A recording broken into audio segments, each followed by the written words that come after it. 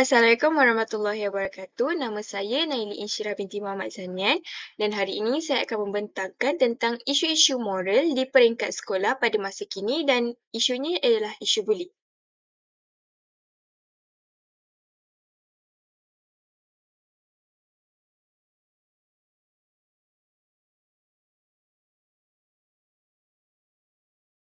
Jadi, sebelum kita mengkaji atau menganalisis dengan lebih mendalam, kita perlu mengetahui apakah itu buli.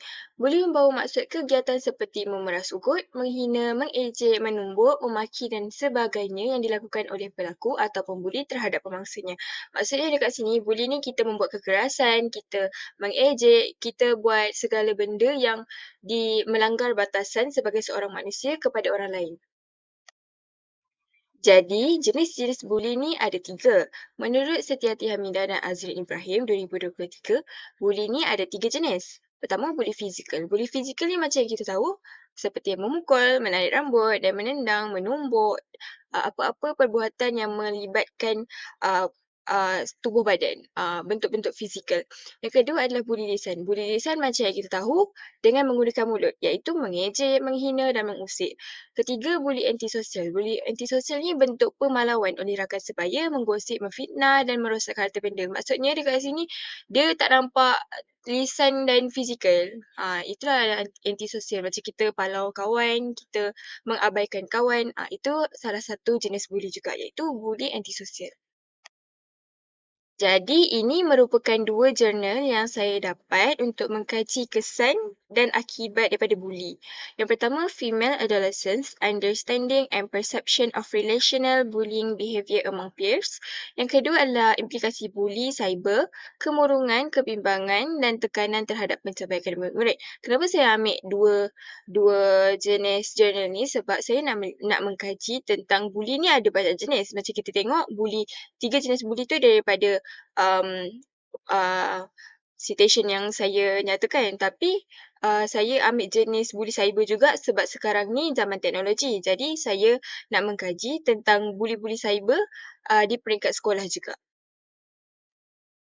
Baiklah, sebelum kita mengkaji, kita kena mengkaji dulu jurnal yang pertama iaitu Female Adolescents, Understanding and Perception of Relational Bullying Behavior Among Peers ataupun dalam bahasa Melayunya, Pemahaman dan Persepsi Remaja Wanita terhadap Tingkah Laku Buli Hubungan dalam Kalangan Rakan Sebaya.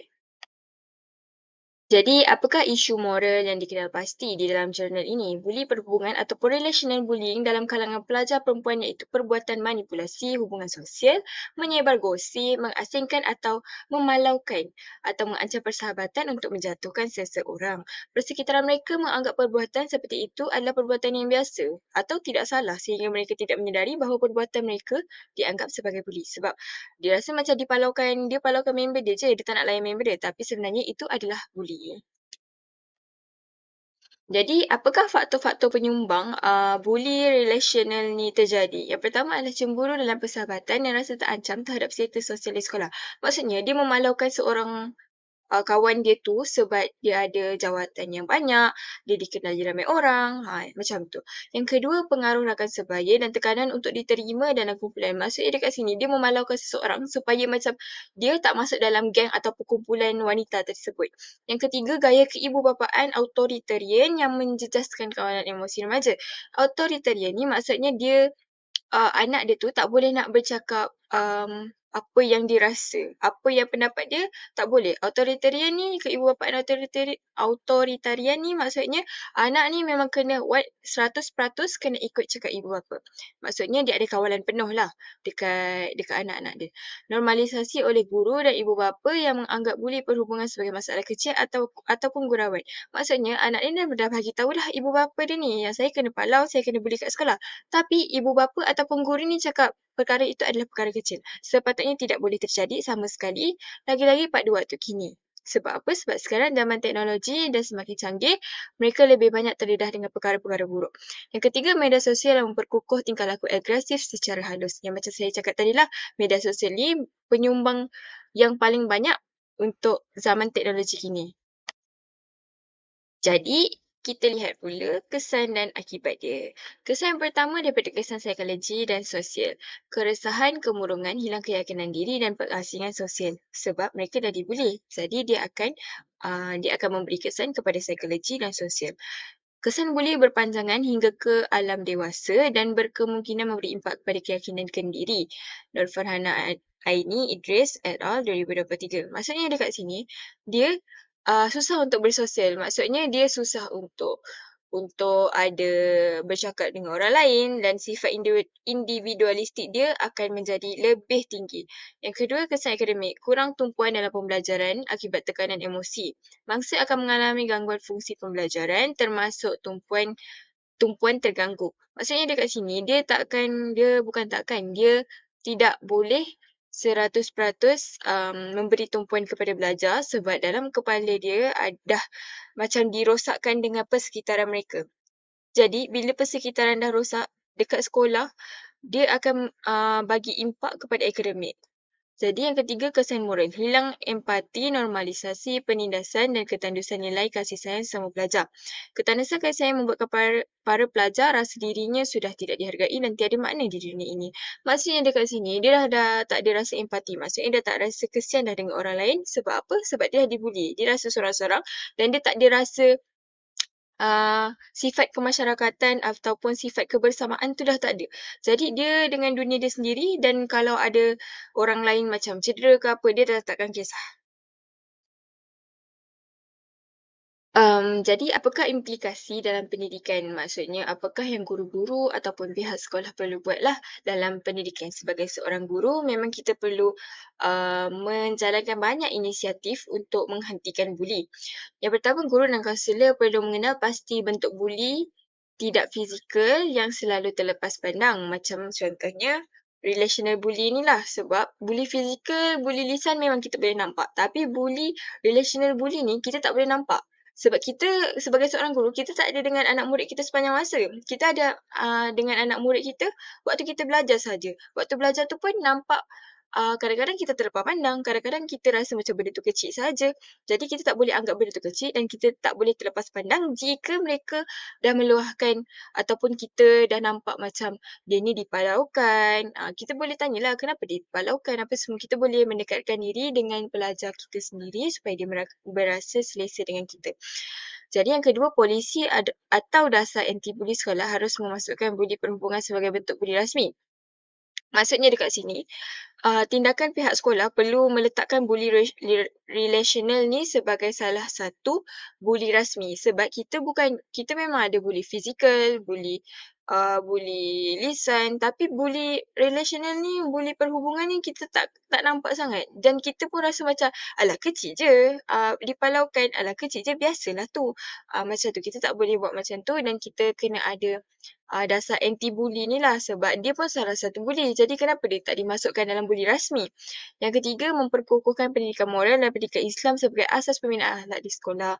Maksudnya dekat sini, tidak kisahlah, tidak kiralah mata pelajaran apa sekalipun, jika boleh dimasukkan sedikit tentang pendidikan moral, kita boleh masukkan dan lagi-lagi tentang isu bully. Sebab isu bully ni sangat luas. Jadi tidak salah jika guru nak memasukkan sikit tentang nilai-nilai moral dalam mata pelajaran mereka.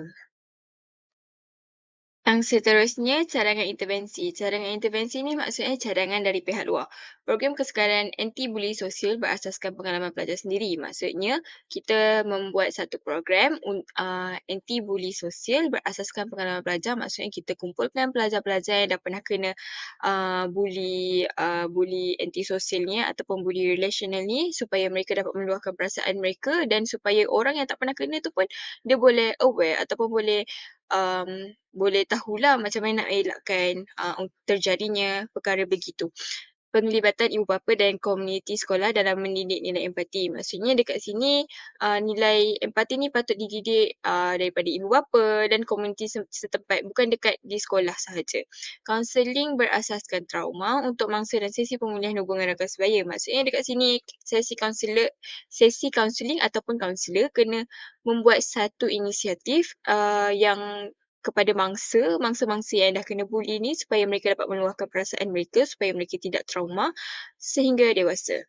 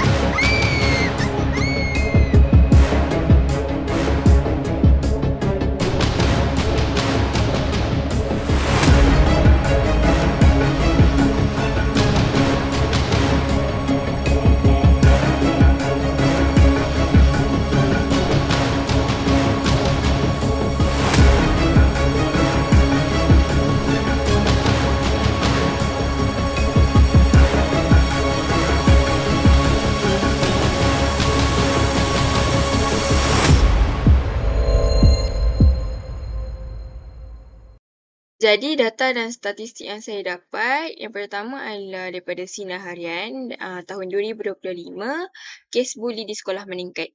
Yang pertama kita boleh tengok statistik SSDM KPM menunjukkan peningkatan kes buli di sekolah dengan 7,681 kes dilaporkan pada 2024 berbanding 6,528 kes pada 2023 dan 3,883 kes pada 2022. Jadi dekat sini kita boleh nampak yang sampailah 2022, 2023 peningkatan dalam 2,000 lebih kes buli dan 2023 ke 2024 peningkatan dalam 1,000 lebih kes buli. Jadi dekat sini maksudnya kes buli ni tidak pernah turun. Setiap tahun meningkat. Jadi sebagai seorang pendidik kena ada inisiatif dan bukan sebagai seorang pendidik saja, daripada rumah kita kena mendidik anak kita supaya tidak melakukan ataupun membuat sebarang bentuk buli.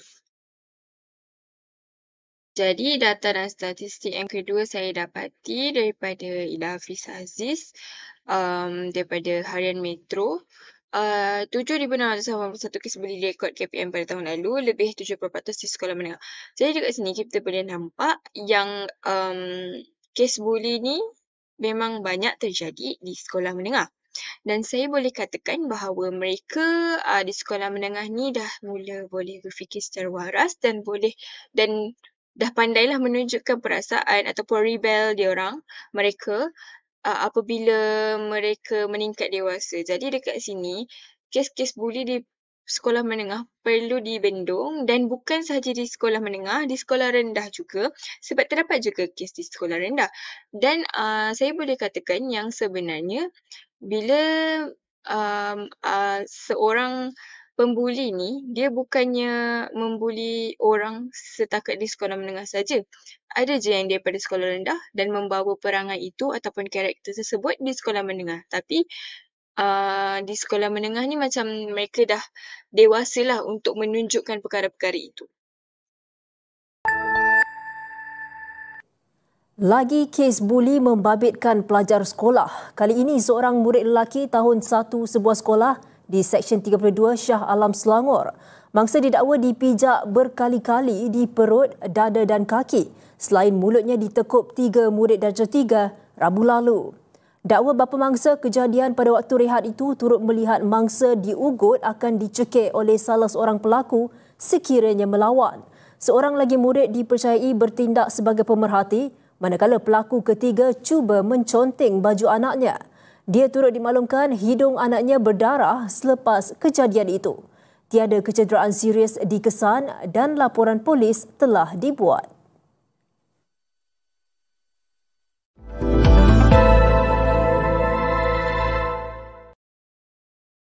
Baiklah, jurnal yang kedua pula implikasi buli cyber, kemurungan kebimbangan dan tekanan terhadap pencapaian akademik murid. Jadi, apakah isu moral yang dikena pasti?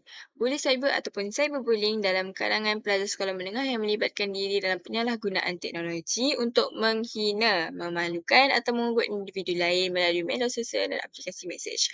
Macam yang kita tahu sekarang, abad ke-21, sekarang dunia terdedah dengan teknologi yang tanpa sempadan dan mereka didedahkan dengan perkara-perkara yang buruk dan mereka juga bebas untuk menaip atau menjadi keyboard warrior di media sosial sebab sekarang media sosial tidak ada limitation ataupun tidak ada sempadan untuk mana-mana umur sebab sekarang pun TikTok, Facebook, Instagram tidak ada limitation untuk umur. Jadi mereka ni dah boleh terdedahlah dengan perkara-perkara buruk sebab dia melihat komen-komen yang buruk. Jadi dia pun rasa macam, oh sebenarnya boleh komen macam ni. Tapi pada hakikatnya tidak boleh sama sekali. Jadi, apakah faktor-faktor penyumbang? Yang pertama, ketagihan media sosial dan penggunaan teknologi maklumat komunikasi tanpa kawalan. Maksudnya dekat sini ketagihan media sosial ni tanpa sepadan. Dekat rumah, ibu bapa mereka tidak meletakkan limitation untuk seseorang, untuk anak dia untuk main media sosial. Jadi, ibu bapa sangatlah memainkan peranan penting apabila kita bercakap tentang media sosial. Yang kedua, kekurangan kawalan ibu bapa serta kurangnya literasi digital. Maksudnya dekat sini, kawalan ibu bapa tadilah kurang sebab mungkin ibu bapanya bekerja, jadi tak dapat nak melihat anaknya 24 jam. Jadi, jadi mereka pun kurang literasi digital. Literasi digital ni maksudnya pendidikan digital. Maksudnya dekat sini dia tak tahu etika apabila kita main media sosial, etika kita guna peranti-peranti digital, dia tak tahu. Dia tak tahu yang sebenarnya kita tak boleh nak bercakap buruk di media sosial, kita tak boleh memburukkan imej negara, kita tak boleh memburukkan imej agama, kita tak boleh nak merendahkan apa-apa sebarang maklumat tentang diri kita, tentang keluarga kita. Mereka tak tahu. Itulah literasi digital. Jadi tekanan sosial dan identiti remaja yang ingin kelihatan berpengaruh dalam talian. Maksudnya dekat sini pun macam influencer ataupun pempengaruh di media sosial sangat memainkan peranan yang penting sebab remaja sekarang ni dia macam sifat ingin tahu dia sangat tinggi. Jadi apa-apa sahaja yang influencer ataupun pempengaruh yang mereka lihat ataupun mereka adore ataupun mereka macam selalu tengoklah, mereka akan mengikuti jejak-jejak ataupun perbuatan mereka. Ataupun tekanan sosial ni lagi satu, mereka bila dia tengok kawan dia ada lebih followers sikit, dia akan macam, ya aku pun nak macam ni. Dia pun rasa macam dia pun nak apa yang orang lain nak. Macam tu. Sikap masyarakat memandang remeh tentang buli cyber. Maksudnya dekat sini, bila sifat masyarakat yang tiada sifat kebersamaan ni sangatlah sukar sebab dia rasa macam sifat individualistik dia sangat tinggi. Tetapi padahal sifat ini kena ketepikan apabila kita pada waktu sekarang. Sebab buli ni bukanlah benda yang kita boleh cakap ibu bapa je kena ambil peranan, guru-guru je kena ambil peranan. Tapi tidak, masyarakat pun kena ambil peranan. Sebab buli cyber ni dia tanpa sempadan. Jadi semua orang pun kena memainkan peranan penting. Jadi, kita akan merungkai kesan dan akibat yang terdapat dalam jurnal tentang buli cyber. Yang pertama, tekanan emosi. Daripada kesan emosi lah. Kemurungan, kebimbangan, malu, marah dan putus asa. Yang kedua, buli cyber menyebabkan tekanan emosi melampau kepada pelajar kini. Michelle Hui Lim Lee et al. 2023. Maksudnya dekat sini, pelajar ataupun mangsa yang dikena cyberbully, mereka sudah dimalukan di media sosial. Jadi mereka akan berfikir bahawa semua orang tahu yang dia ni dah dimalukan. Jadi mereka akan berfikir dengan sangat banyak sampai menjejaskan emosi mereka di sekolah, di rumah, memang menjejaskan emosi mereka. Yang kedua, psikologi. Keinginan membunuh diri, gangguan pemikiran, rasa tidak berguna. Mangsa akan mengalami tekanan lebih teruk menyebabkan kemurungan yang membawa kepada percubaan bunuh diri. Maksud dekat sini, apabila emosi yang tidak dikawal dengan baik dan tidak dapat sokongan daripada orang sekeliling, mereka akan berfikir bahawa tiada siapa yang bersama mereka. Jadi mereka akan rasa macam meninggalkan dunia ini adalah perjalanan yang paling terbaik sekali. Mereka akan berfikir begitu. Yang ketiga, akademik. Ponting sekolah hilang fokus, prestasi menurun. Mangsa mungkin kehilangan fokus kerana rasa tertekan akibat dibuli dan akhirnya prestasi menurun. Jadi dekat sini, di ponting sekolah ni maksudnya macam dia melihat orang-orang merempit naik motor lagi banyak viewers, lagi banyak following. Jadi mereka terikut-ikut dengan perkara yang ada di media sosial dan perkara ini adalah sangat tidak baik. Lepas tu nanti apabila dia buat kesalahan sikit, mereka akan dibuli. Jadi perkara begini akan membuatkan prestasi akademik mereka turun. Moral, daripada aspek moral pula, kehilangan nilai hormat dan belas kasihan akibat penyalahgunaan media sosial. Ruang maya menjadikan buli terjadi berulang tanpa kesan yang menyebabkan nilai hormat kepada pelajar antara pelajar merosot. Maksudnya dekat sini, buli yang terjadi berulang-ulang kali tanpa kesan akan menyebabkan nilai hormat sesama mereka ni akan turun. Sebab apa? Sebab mereka rasa macam benda ni remeh. Jadi sekadar buli di media sosial ni boleh. Tapi padahal benda tu dah hilang nilai kehormatan antara sesama mereka. Sebab hormat ni bukan dekat orang yang lebih tua saja. Hormat ni kena ada dengan kawan. Jadi mereka dah tak ada rasa hormat dengan kawan-kawan mereka dah. Jadi, apakah yang kita perlu lakukan sebagai seorang guru dalam aspek pendidikan? Yang pertama, buli cyber menjejaskan iklim moral sekolah dan keselamatan psikologi murid. Jadi dekat sini kita boleh lihat sebagai seorang guru, kita kena sentiasa mengingati pelajar kita. Sebab apa? Kita hanya boleh mengingati saja sebab kawalan handphone ataupun peranti-peranti digital ni sepatutnya bermula dari rumah. Jadi peranan kita adalah supaya memberitahu keburukan ataupun kesan buruk media sosial, kita perlu sentiasa mengingati supaya tidak menjejaskan iklim moral sekolah. Maksudnya dekat sini apabila salah seorang sahaja dah di cyberbully di sekolah, jadi dia akan merosakkan suasana sekolah tu. Macam orang-orang dekat sekolah tu akan macam, oh dia ni yang kena bully dekat media sosial. Dia ni macam tu. Jadi kita kena stop ataupun berhentikan perkara itu terjadi. Guru perlu dilatih dalam intervensi psikososial dan pengurusan kes bully cyber. Maksudnya dekat sini guru-guru perlu diberi pendedahan tentang kes bully cyber yang semakin meningkat pada masa kini. Maksudnya dekat sini kita boleh tahu macam mana nak kawal ataupun nak menasihati supaya mencungkil hati mereka supaya tidak terdedah dengan kes cyberbullying ni. Yang ketiga, Kementerian Pendidikan perlu memperkukuh dasar literasi digital beretika. Maksudnya dekat sini KPM perlu meningkatkan lagi dasar literasi digital ataupun pendidikan digital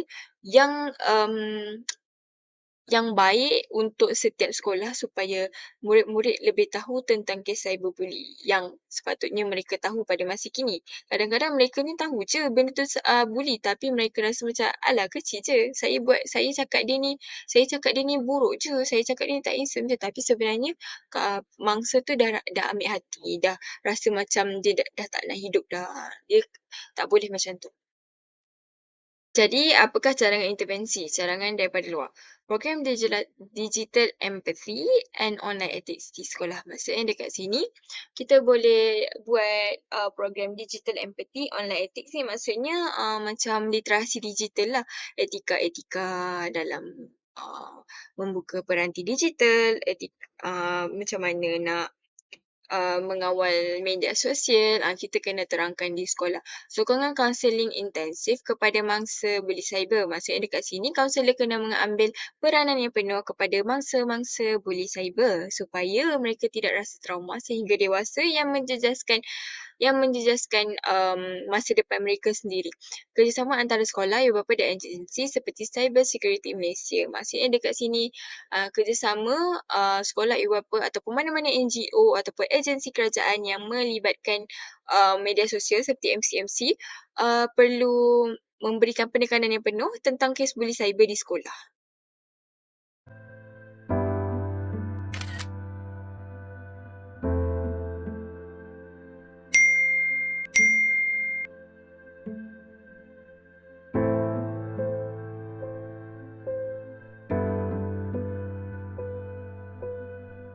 Bitch, whore, loser, idiot, a waste of life, prick, useless, uneducated, unworthy, boring, a piece of disgusting. Just die. Stop cyberbullying. Words can kill. Baiklah, data dan statistik yang pertama daripada Jabatan Penerangan Malaysia 2024, 19 November, MCMC terima 8,339 laporan dan aduan berkaitan bully cyber atau 27 kes sehari bagi tempoh Januari hingga 1 November 2024. Maksudnya dekat sini kes bully cyber sangatlah tinggi pada setiap tahun. Maksudnya dekat sini satu hari je dah ada 27 kes. Jadi macam mana kita nak membendung 27 kes ni supaya kita boleh turun? Jadi semua pihak perlulah memainkan peranan penting sebab kita tak boleh nak macam tolak semua benda dekat pendidikan sahaja. Jadi dekat rumah ataupun sifat masyarakat sekeliling perlu memainkan peranan yang penting sebab nak membentuk seorang insan bukan sahaja daripada salah satu ranting ataupun salah satu akar sahaja. Dia kena banyak akar supaya barulah menjadi insan yang seimbang pada masa akan datang. Jadi data dan statistik yang kedua daripada Nur Syafiqah Muhammad Jamie daripada Malaysia Gazette, Kuala Lumpur sebanyak 27% murid di Malaysia mengakui pernah menjadi mangsa bully cyber manakala 30% pula pernah membuli orang lain secara dalam talian. Maksudnya dekat sini, dekat Malaysia ni sangatlah macam ramai, 27% ni sangat tinggi untuk pelajar ataupun murid-murid di Malaysia yang ramai. Jadi dekat sini, bila mereka sudah terdedah dengan media sosial banyak, mereka akan cuba-cuba untuk membuli. Sebab apa? Ruangan komen sentiasa terbuka dan terdedah.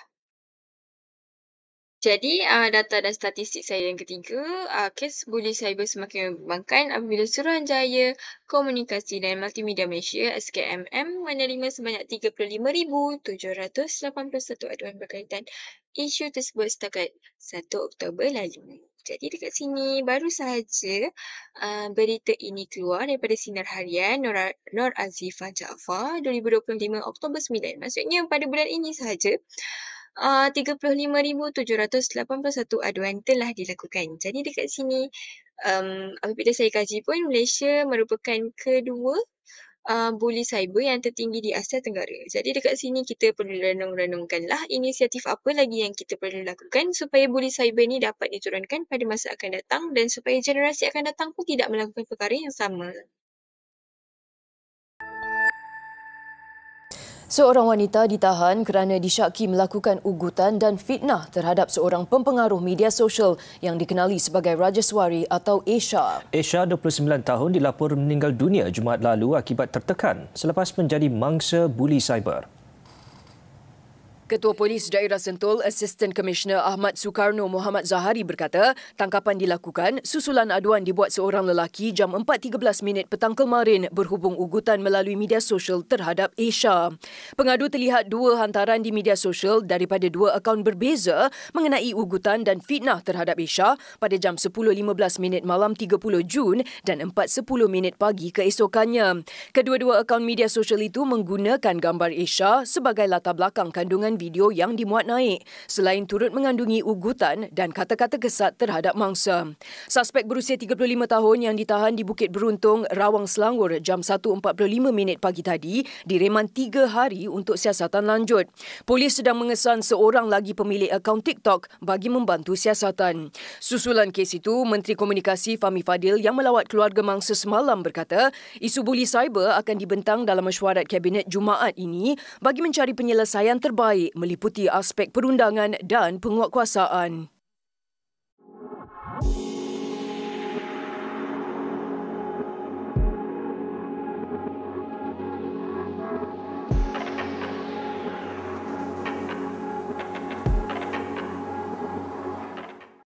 Jadi berikut merupakan semua rujukan yang saya telah mengikut ketetapan untuk melakukan analisis ataupun mengkaji tentang buli ini.